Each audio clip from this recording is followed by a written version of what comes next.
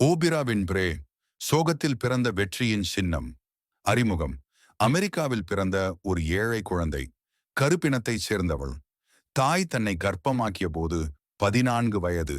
பாலியல் குற்றவாளிகளால் பாதிக்கப்பட்டவள். பள்ளியில் அவமானம். ஆனால் இன்று உலகின் மிகச்சிறந்த தொலைக்காட்சி நிருபர்களில் ஒருவராக உயர்ந்துள்ள ஓப்ரா வின்ஃப்ரே என்பவளின் கதையை சொல்லப் போகிறோம். அத்தியாயம் 1. துன்பத்திலும் கண்ணீர் கனவுகள். ஓப்ரா அமெரிக்காவின் மிசிசிப்பி மாநிலத்தில் பிறந்தாள். அவரது தாய் வறுமையில் வாழ்ந்த ஓர் இளம் அமெரிக்க கருப்பின பெண்.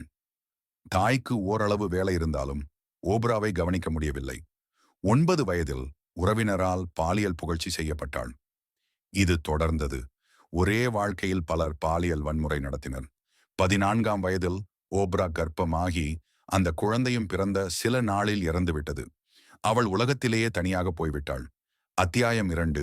வாசிப்பு வாழ்க்கையை மாற்றியது. மனநலம் பாதிக்கப்பட்டிருந்தாலும் ஓப்ரா புத்தகங்களை பிடித்து வைத்தாள். இலக்கியங்கள், கவிதைகள், உளவியல், all were her safe space. பள்ளியில் ஒரு ஆசிரியர், நீ பேசும்போது நாங்கள் நிஜமாகவே கேட்கிறோம் ஓப்ரா, உன்னால் பெரிய வார்த்தைகள் பேச முடிகிறது. அந்த ஒரு வரிதான் அவளது முதல் உரிமை உணர்வாய் மாறியது.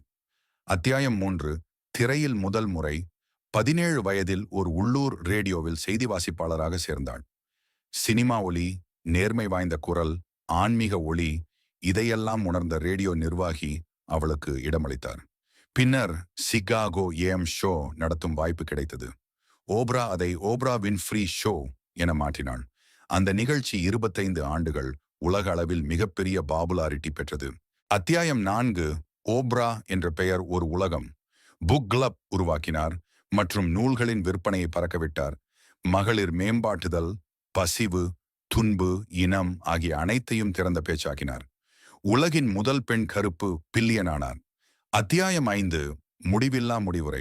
ஓப்ரா தனது வாழ்க்கையில் சாதித்தது வெறும் பணம் அல்ல. அவர் அளித்த ஒவ்வொரு பேச்சும், எழுத்தும், நிகழ்ச்சியும் படிப்படியான மனித உரிமை செயற்பாடுகள். எனக்கு கடந்து வந்த பாதை கடினமானது. ஆனால் அந்த பாதைதான் என்னை இங்கு கொண்டு வந்தது. ஓப்ரா முடிவுரை.